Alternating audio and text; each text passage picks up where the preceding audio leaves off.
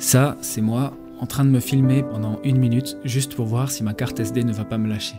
C'était un problème très courant lors de mes premiers tournages parce que je n'avais pas conscience de l'importance d'une bonne carte SD. À ce moment-là, les réseaux sociaux, c'est vraiment pas mon truc, et pourtant, je décide de démarrer une chaîne YouTube. C'était il y a 5 ans. C'est qui Schweden ?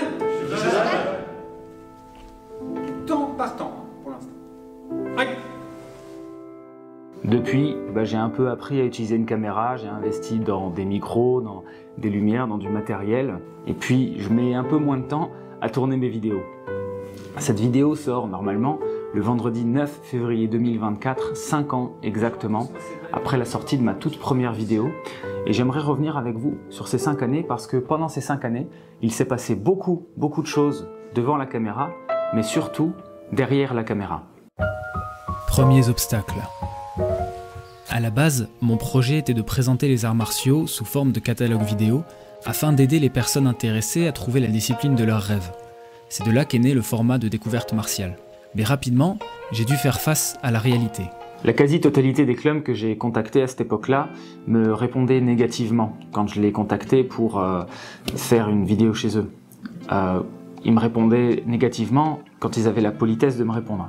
À vrai dire, aujourd'hui, avec le recul, je comprends un peu. Un jeune gars qui sort de nulle part, on ne sait pas qui c'est, il veut faire des vidéos, on ne sait pas vraiment pourquoi et on ne sait pas ce que ça va donner. Je comprends.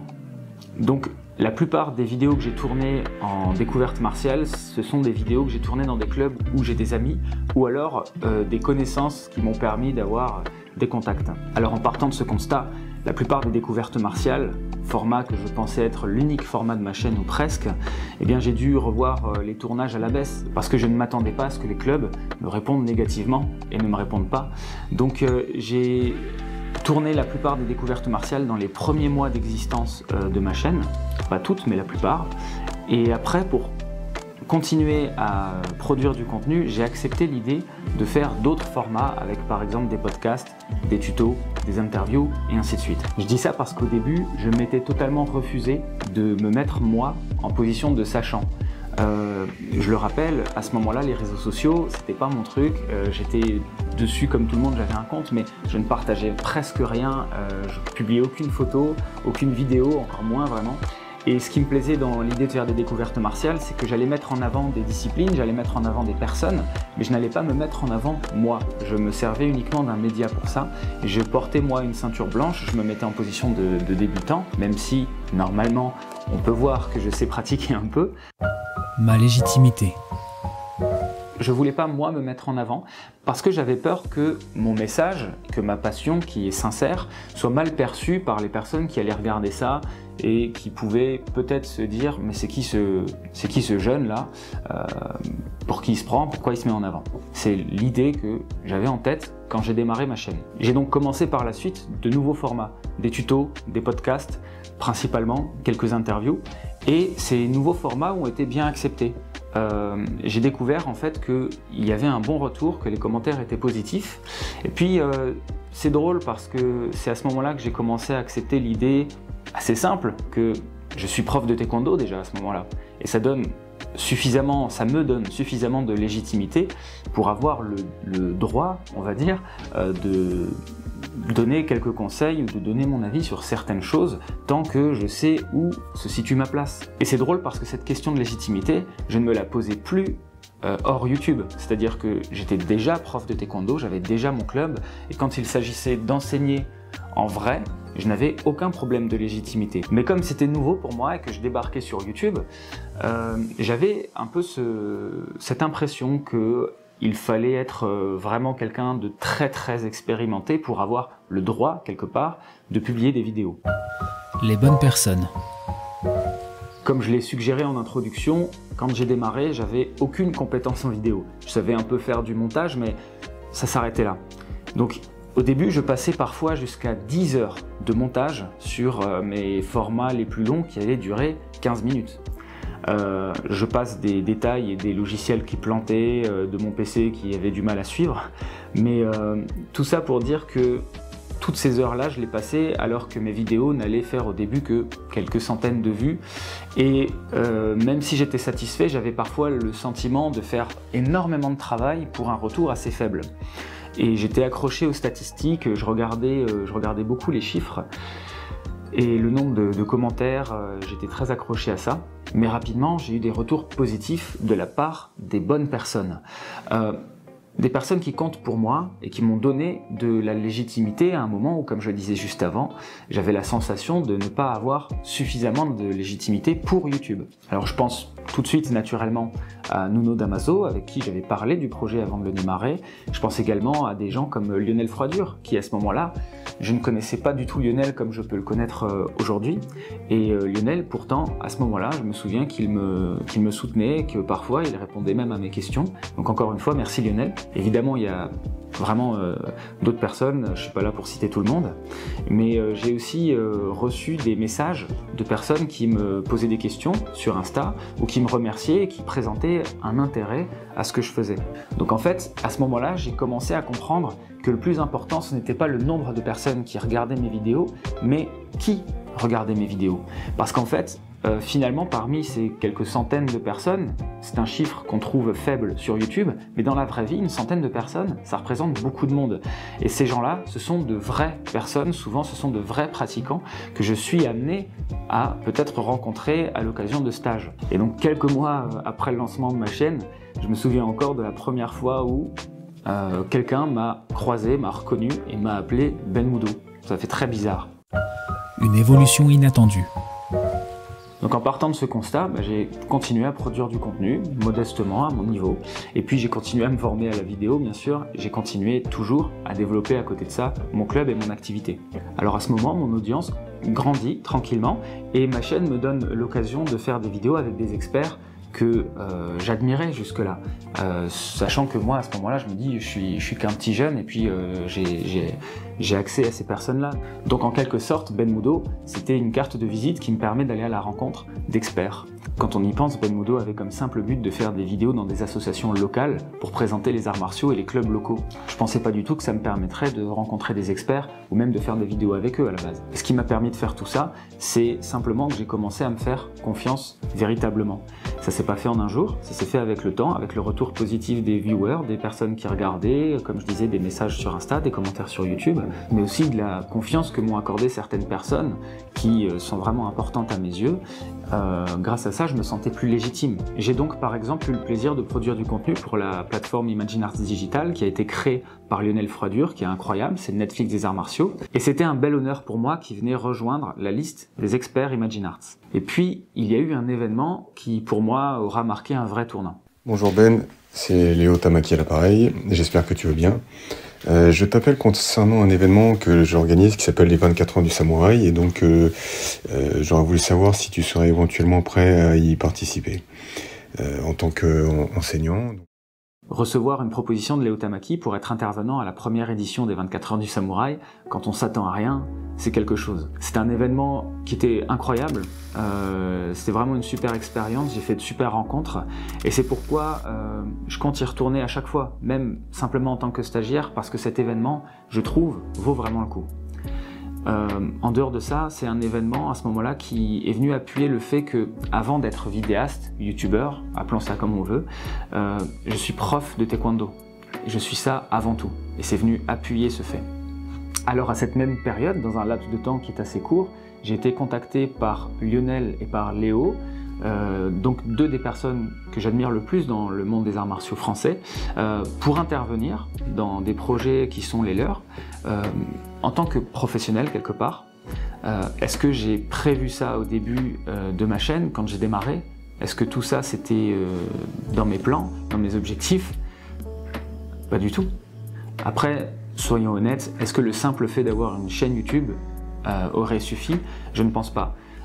Avant ça déjà, avant ma chaîne YouTube, j'étais déjà très actif, je m'entraînais beaucoup, j'allais beaucoup en stage, j'organisais déjà des événements, j'avais déjà mon club et je continuais tout ça en parallèle de ma chaîne YouTube. Ma chaîne YouTube, je pense, m'a permis peut-être de me démarquer, de me mettre en avant des personnes qui sont actives comme moi dans le monde des arts martiaux, qui enseignent, qui organisent des événements, qui vont beaucoup en stage. Il y en a plein, simplement tout le monde ne se met pas en avant. D'où la crainte que j'avais au début quand j'ai commencé. Rapidement après ça, j'ai commencé à écrire des articles et des interviews, par exemple pour Yashima. J'ai également été dans certains Taekwondo Shock. J'ai organisé les Mudo Events où j'ai également participé moi en tant qu'intervenant. J'ai été appelé à intervenir en stage quelques fois, j'ai donné des stages moi-même à Strasbourg. J'ai également été contacté pour un événement, je ne sais pas si je peux déjà en parler, mais ce sera en Belgique. Et puis quelques temps avant tout ça encore, j'ai eu une proposition incroyable dont je ne peux pas parler, mais qui aurait pu faire de moi un professionnel des arts martiaux. Tout ça pour dire que même si ce n'était pas le but à la base de ma chaîne YouTube, toutes ces personnes ont eu un impact considérable sur mon parcours. Comme je le disais, à la base, je voulais simplement faire découvrir les arts martiaux et je me suis simplement adapté constamment à ce qui se présentait devant moi. Je ne pouvais pas continuer à faire beaucoup de tournages dans des clubs pour présenter les arts martiaux, c'est pas grave, je propose quelque chose d'autre. Ce quelque chose d'autre, il va plaire aux bonnes personnes. Ces bonnes personnes, je vais les rencontrer et puis de fil en aiguille, je vais continuer ce travail et je vais continuer à aller dans ce sens pour faire évoluer toujours en bien, toujours en gardant une position qui fait que je suis ouvert d'esprit et qui fait que je suis prêt à apprendre constamment. Et c'est quelque chose qui, je pense, me plaît beaucoup et c'est pour ça que je continue. Parce que je pense que dans la vidéo, comme dans les arts martiaux, comme dans n'importe quelle pratique, le plus important, c'est toujours le plaisir. Donc aujourd'hui, ma chaîne, c'est aussi un prétexte pour rencontrer de nouvelles personnes ou pour avoir des échanges profonds lors d'interviews, par exemple. Maintenant que j'ai le sentiment d'avoir acquis une certaine légitimité, j'aimerais utiliser ma chaîne comme un outil également de promotion du taekwondo et du taekwondo que j'appelle traditionnel, pour montrer qu'il existe des formes de pratique qui ne se résument pas à ce qu'on voit aux Jeux Olympiques, loin de là. Et demain?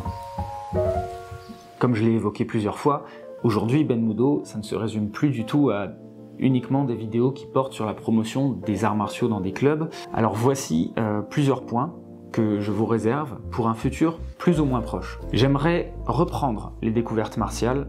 J'ai 2 disciplines en tête, il faut que je les contacte, il faut qu'on en discute, mais j'aimerais reprendre et on peut peut-être espérer 2 nouvelles découvertes martiales en 2024. Ce n'est pas une promesse. Je vais peut-être faire un petit peu plus de vidéos sous ce format où je suis en face cam et où je parle de sujets définis, de thèmes spécifiques. J'aimerais peut-être également reprendre certains formats de tutos en fonction de ce que je trouve pertinent ou intéressant. J'aimerais développer un petit peu plus ma présence en live sur Twitch avec un live tous les mois ou tous les 2 mois où je ferai un échange avec d'autres pratiquants, avec des professeurs. Évidemment, je vais également continuer à organiser des événements. J'ai organisé dernièrement le Mudo Event 2. Je suis en train de travailler sur le Mudo Camp 2, qui est un stage en extérieur qui aura lieu au printemps, très certainement en mai. J'en dirai plus à ce sujet quand tout sera défini. Ce stage sera ouvert à tous, il durera le temps d'un week-end.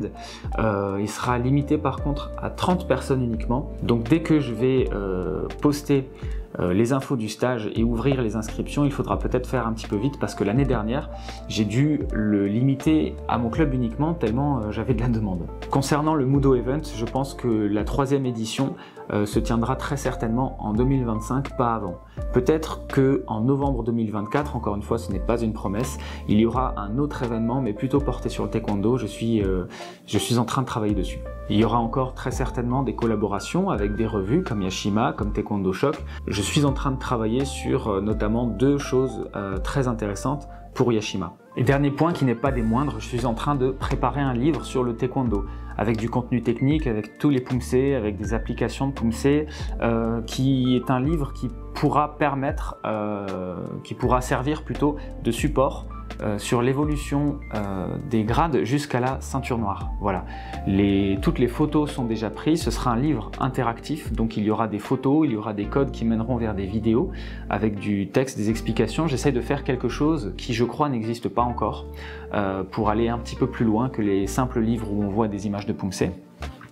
Je peux pas donner de date de sortie parce que j'en ai aucune idée. On est vraiment en plein dans la production. Pour l'instant, je n'ai aucun éditeur, donc s'il y a un éditeur qui regarde et qui est intéressé, faites-moi signe.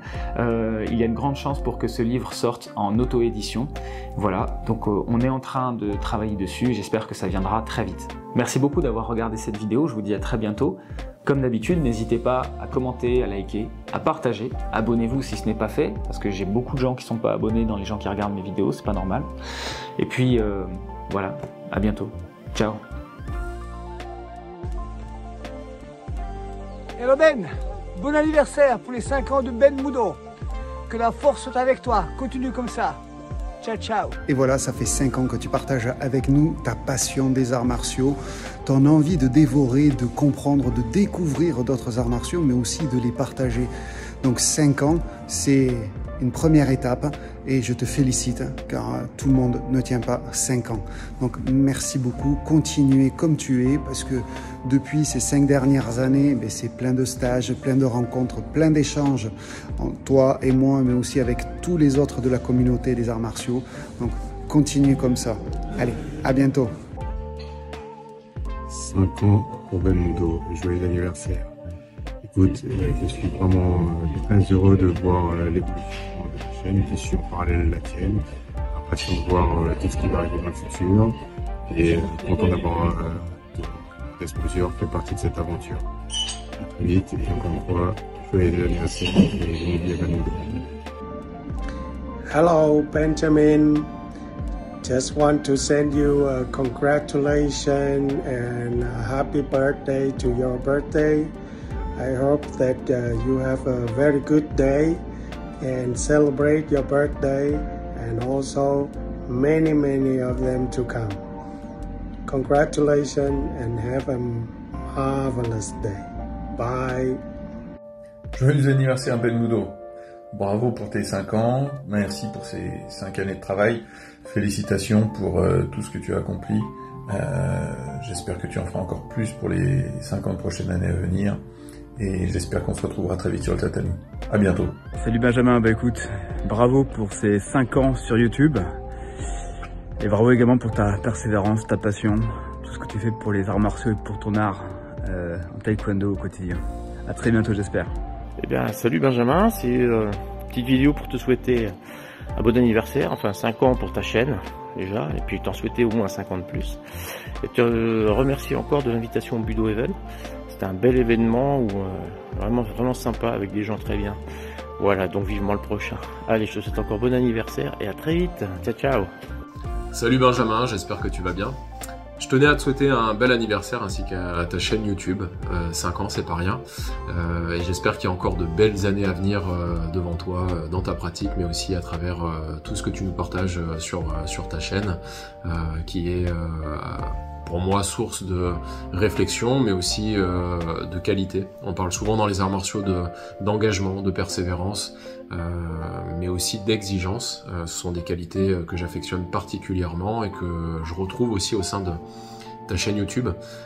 Donc voilà, je tenais à te remercier pour tout ça, cette ouverture que tu peux avoir et que tu partages avec nous à travers les différentes rencontres avec les experts que tu peux inviter, que ce soit dans tes stages, mais aussi sur ta chaîne et tout ce que tu partages avec nous. Donc voilà, je te souhaite encore de belles années à venir et à très vite sur le tatami.